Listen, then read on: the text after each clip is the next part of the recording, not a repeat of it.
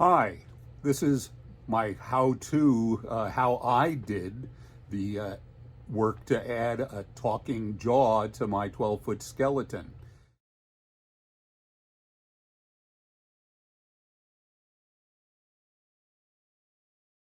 The first task is going to be to draw out where I'm going to make the cuts.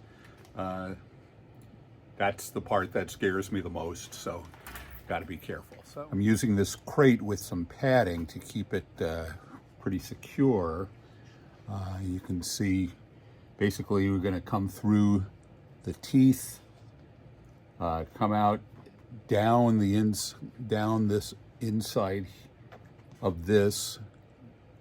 Then it's maybe hard to see the line coming out because we're trying to, match the curvature inside here. This is my plan. I'm going to drill a couple of holes, little holes around here out, so I can see on this side, on the outside exactly where the solid part of the upper jaw would end.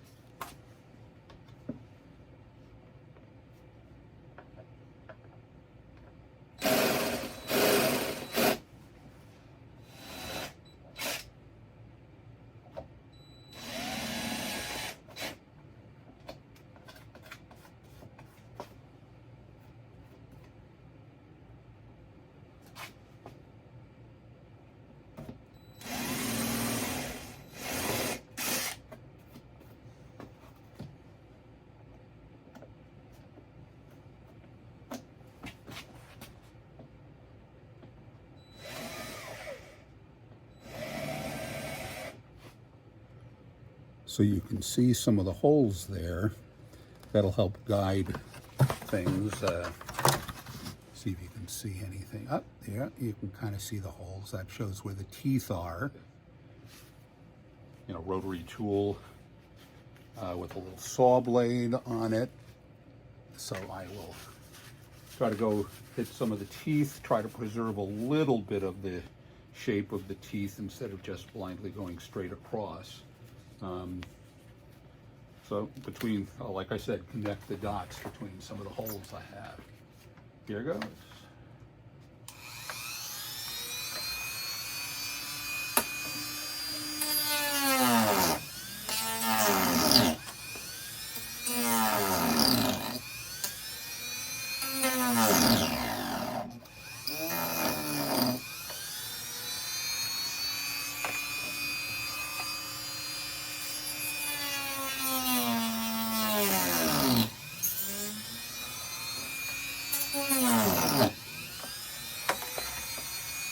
With the rotary tool, I was able to make some slices, and then I could get in here with this and try to finish connecting the dots. So I will work my way around and try to get this bottom part of the jaw separated. The saw is actually doing the best. You can see it's coming in just above that. Drilling the holes helped. Like I say, it's a bit of connecting the dots in between where I drilled and across, the edge of the teeth. It's not glamorous, but the saw really does the basic job.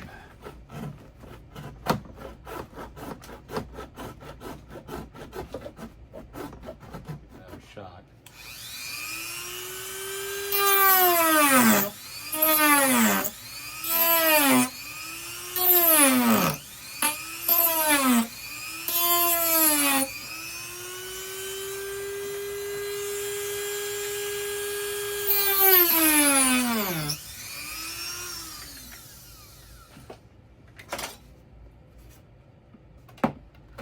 Okay, looks like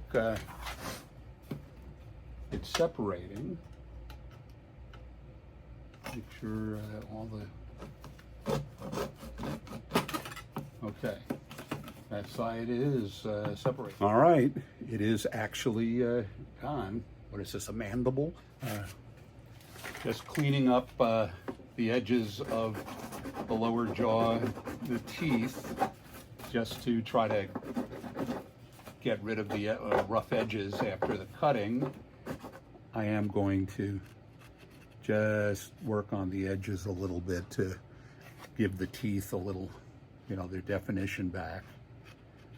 They look good when they were separated, before they were separated, but I think they'll need a little touch up so that, you know, the edges of the teeth, like this over here, you know, they'll stand up in the distance. Okay, the jaw is separated. This was kind of the scariest part of this project. I'm toying right now with this the little angle bracket bent in a little bit to deal with the, you know, curvature and the angling of that.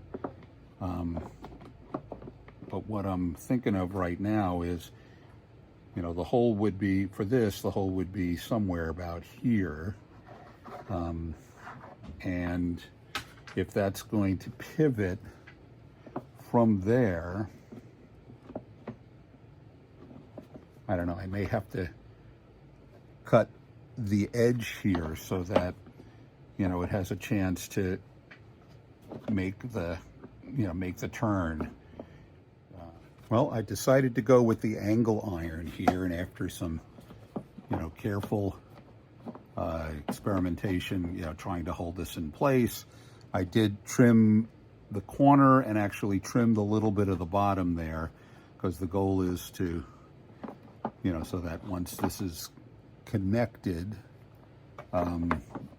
essentially, you know, on both sides the same type of thing, that it would pivot here and, you know, not get hung up here. Well, after some careful measuring, I hope, you know, I have my spots for the holes here. And I tried to measure twice, so I can only have to drill once. But we'll see.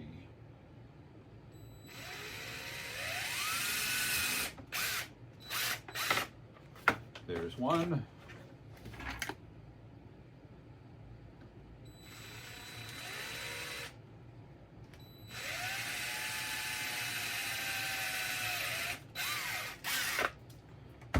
There's two, because the plan is, you know, to have these, you know, I want to make sure the nut stays on, but I don't want to make it tight so that, you know, I don't want it to be tight so that it can't move.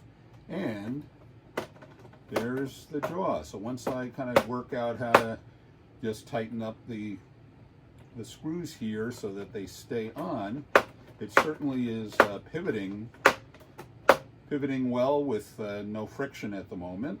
So I can tighten it up a smidge, and that'll make sure that the servo doesn't have to work too hard. On to the controller board. I chose a controller board from Cowlacious.com. It's just like it sounds. It's another website that deals with Halloween props and various devices that work with them. The server control board is one of several versions they have. I like this one because it has lots of options in addition to responding to audio and creating a servo control signal. I particularly like that it has an onboard MP3 player. You could record files, put files onto a little mini SD card, and that pops into the player.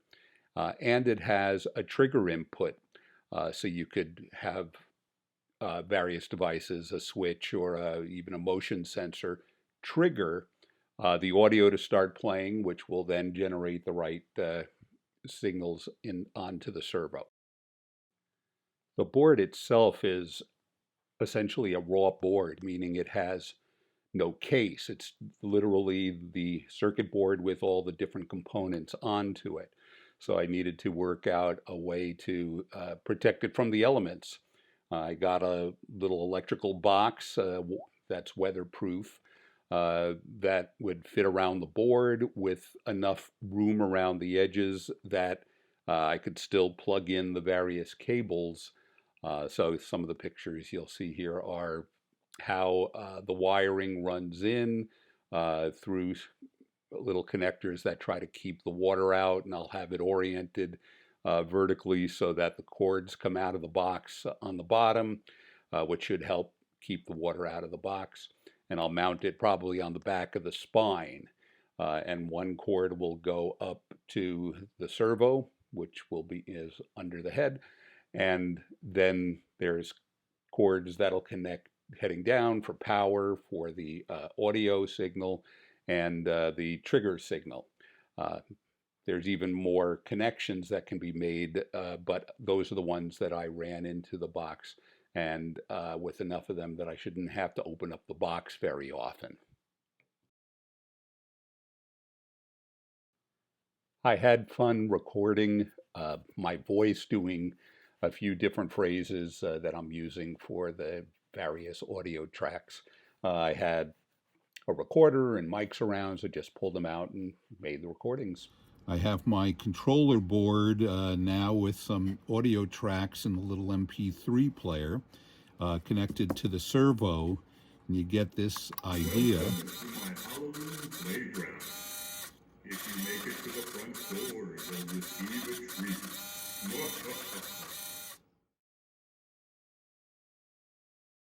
I have this this bracket, which has to may be able to, but I got to mount it so that when it moves, when the arm moves kind of up and down along this plane, that it'll, you know, lift this.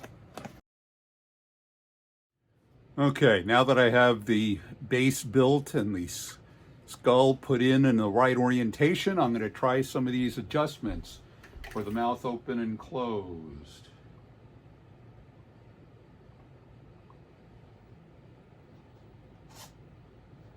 There, that should be about the minimum where the mouth is closed.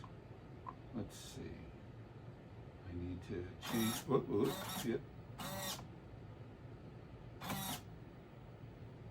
Let's see. Is that just a little too much? Let's try there.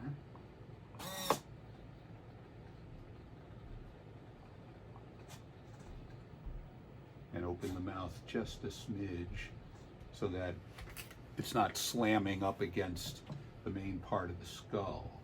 All right, let's see if we have a sound file going. Testing, 1, 2, 3. Is this thing on? Can you hear me? Now it's not really smooth. It's opening up without, you know, following the sound that much. So let's see if I can adjust that. Testing, 1, 2, 3. Is this thing on? Can you hear me? Testing, 1, 2, 3. Is this thing on? Can you hear me? That seems a little better. I don't have the eyes on or the head turner around on. I'm just focusing on the jaw because I thought that's very cool. So what I have here is the skeleton and the jaw, and one of the nice things about the board that I use is that there's a motion sensor input on the board, and the place that sells the board also sells a little motion sensor. So well, that's some costume you have there. It even startled me. This can also be triggered by just a little switch. I have one here, and you can. Sorry, that's the wrong holiday. Happy Halloween, everybody. So you have your choice of whether you want to use a motion sensor if it actually works outside, or set it up so that a little switch can trigger each track and turn. Oh, you startled me. I must pay more attention as the trick-or-treaters come around. The head moving, he's looking around. Aha, some trick-or-treaters coming knocking at the door. If you make it to the front door, you'll receive some treats.